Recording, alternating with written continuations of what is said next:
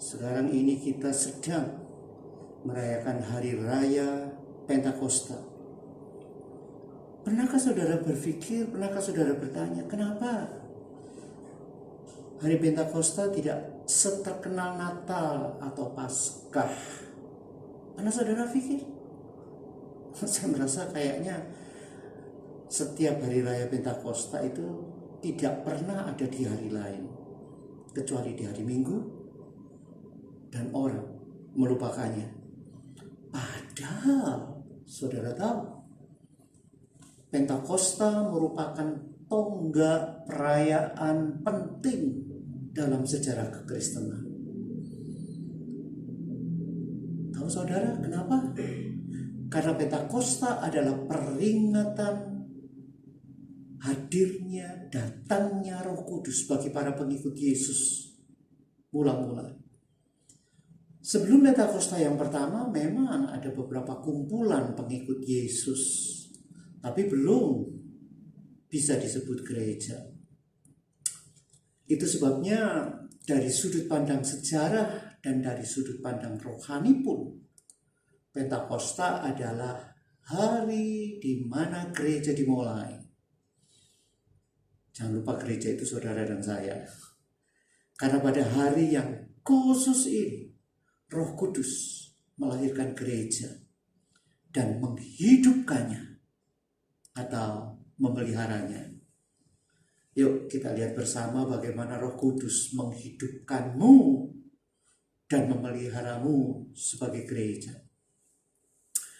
Yesus sudah mengampuni dan menghapus semua dosamu, dosa dulu, dosa sekarang, dosa yang akan datang, dengan mempersembahkan darahnya sendiri. 1 Yohanes 2 ayat 2 dikatakan, dan ia adalah pendamaian untuk segala dosa kita. Dan bukan untuk dosa kita saja, dengar, tetapi juga untuk dosa seluruh dunia. Maka tidaklah mungkin Roh Kudus menuduh dirimu atas sesuatu yang sudah dihapusnya. Dan tidaklah mungkin Roh Kudus menuduhmu atas sesuatu yang sudah diputuskan untuk dilupakan oleh Allah Bapa. Ibrani 10:17, dan aku tidak lagi mengingat dosa-dosa dan kesalahan mereka. Bahkan di dalam Yohanes pasal 16 ayat 8 sampai yang ke-10 menjelaskan bahwa Roh Kudus itu menginsafkan orang yang tidak percaya akan dosa mereka. Perhatikan bahwa kata dosa di sini adalah dalam bentuk tunggal, bukan dalam bentuk jamak. Jadi dosa yang dimaksud adalah dosa ketidakpercayaan kepada Yesus.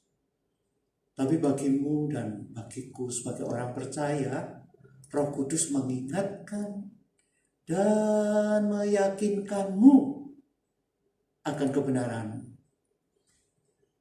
Saat dirimu jatuh dalam dosa atau dalam kesalahan, Roh Kudus mengingatkan jati dirimu dalam Kristus. Suci selamanya, kudus selamanya, layak dan berkenan selamanya. Itulah bagaimana Roh Kudus memeliharamu. Karena kekudusan itu bukan suatu proses. Kekudusan juga bukan sesuatu, tetapi seseorang. Yesuslah kekudusan kita. Tetapi oleh Dia kamu berada dalam Kristus Yesus. 1 Korintus 1:30. Yang oleh Allah telah menjadi hikmat bagi kita, yang membenarkan dan menguduskan dan menebus kita. Kamu telah menerima Kristus Yesus. Lanjutkanlah menghidupi kehidupan di dalam Dia, kata Kolose 2 ayat 6. Maka Roh Kudus tidak mungkin memberimu kekuatan untuk berjuang atau bergumul dalam proses supaya menjadi kudus. Entah itu lewat puasa, lewat pembacaan firman, lewat berdoa dan sebagainya. Ingat saudara, apakah engkau berpuasa? Apakah karena engkau berdoa dan berlaku kudus untuk menerima Yesus? Tidak, bukan. Oleh iman kita menerima roh yang dijanjikan itu, Galatia 3 ayat 14. Sebagaimana kita tidak melakukan apapun bagi pembenaran kita, demikian pula kita tidak perlu melakukan apapun untuk pengudusan kita. Justru Roh Kudus memampukanmu untuk tenang dalam kenyataan bahwa saudara sudah dikuduskan. Maka lihatlah atau biarkanlah Kristus menghidupi kekudusannya melaluimu. Tidak heran Ibrani 10:14 katakan, sebab oleh satu korban saja ia telah menyempurnakan untuk selama-lamanya mereka yang ia kuduskan.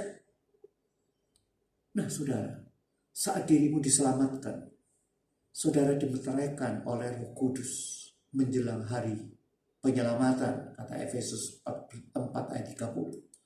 Roh Kudus adalah jaminan pribadimu akan keselamatanmu dan warisanmu, Efesus 1, 13, 14. Dan masih banyak lagi. Keselamatanmu bukanlah tentang ketaatan atau kesetiaan, tapi itu tentang ketaatan dan kesetiaannya. Makanya Roh Kudus tidak perlu mencari-cari kesalahanmu lalu mencerewetimu. Bahkan Roh Kudus meneguhkanmu hingga kesudahannya, kata 1 Korintus 1 ayat 8. Yesus melakukan hal yang tidak sanggup saudara lakukan. Dan ia setia menjaga dan meneguhkanmu tetap selamat, kata lagu yang kita dengar tadi. Saudara tidak bisa menyelamatkan dirimu sebagaimana bapak-bapak dan saya menyunat dirinya sendiri, tidak bisa. Juga tidak bisa mempertahankannya. Jadi perjalanan kekristenan bukanlah tentang mempertahankan keselamatan, tapi dijaga dan dipertahankan oleh keselamatan itu. Memang kita butuh berdiam di dalam Dia, perlu taat, perlu bertahan dalam kesesakan. Tapi coba, siapa yang bisa memenuhi segala kebutuhan tersebut? Hanya Yesus yang bisa. Filipi 4:19 berteriak, Allahku akan memenuhi segala keperluanmu sesuai dengan kekayaannya yang mulia dalam Kristus Yesus. Jadi bagianmu dan bagianku adalah cuma menerima apa yang sudah Bapa sediakan dalam Kristus. Itu sebabnya sadarlah bahwa tak seorang pun yang melakukan Taurat dengan sempurna. Maka Paulus katakan di dalam Roma 8 ayat 3, sebab apa yang tidak mungkin dilakukan hukum Taurat, karena tidak berdaya oleh daging. Ingat, daging itu kemampuanmu untuk melakukan dengan kekuatanmu. Jadi telah dilakukan oleh Allah dengan jalan mengutus anaknya sendiri dalam daging, yang serupa dengan daging yang dikuasai dosa. Karena dosa, ia telah menjatuhkan hukuman atas dosa di dalam daging, supaya tuntutan hukum Taurat digenapi di dalam kita, yang tidak hidup menurut daging, tetapi menurut roh. Ini pernyataan. Makanya hanya Yesus yang sukses melakukannya.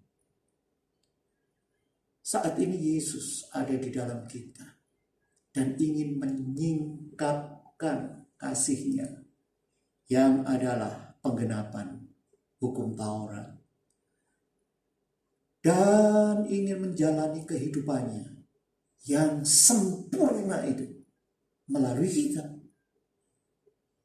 Jadi saat saudara membiarkan Roh Kudus menjalani kehidupannya melaluimu, saudara akan melakukan apa yang ada di dalam Taurat tanpa saudara sadari dan tanpa bersusah payah. Saudara akan mengasihi, mengampuni, membaca Alkitab, berdoa, melayani, memberi persembahan tanpa bergumul atau susah payah. Dan semua terjadi secara natural, saudara. Roh Kudus memeliharamu dan menghidupimu sebagai gereja. Kita perlu ingat hal baik itu datang dari Allah. Dan yang jahat datang dari si iblis. Yohanes 10 ayat 10. Kita menerima yang dari Allah dan menolak yang dari si jahat. Yakobus 4 ayat 7. Jadi kalau saudara berpikir bahwa Allah menyiksa anaknya untuk mendidik dan mengajar, itu adalah cara pikir yang sangat keliru. Penyiksaan dan penganiayaan tidak akan digunakan sebagai metode didikan oleh orang tua yang waras. Apalagi oleh Bapa Surgawi kita yang baik itu. Ya memanglah kadang kita menderita aniaya dan kesukaran karena Injil. Tetapi ingat, Allah bukan sumber kesakitan dan penderitaan. Pastinya dia tidak mendidikmu dengan aniaya, dengan penderitaan, dan kesakitan. Maka jika benar Allah menggunakan sakit penyakit untuk mendidikmu, maka saudara jangan minum obat atau ke dokter saat kau sakit. Karena itu artinya saudara sedang membangkang atas didikan yang sedang dia berikan, bukan? Saudara seharusnya berdoa agar sakitmu makin parah, sehingga pelajaranmu makin lengkap. Jadi kebenarannya saudara adalah anak yang dicintai tanpa syarat, dikasihi dan disayangi tanpa batas, dikenang dan diberkati tanpa sebab untuk kebutuhanmu. Semua itu terpenuhi karena karya sempurna Kristus. Jadi selamat menikmati Pentakosta yang disediakan untukmu. Haleluya. Amin.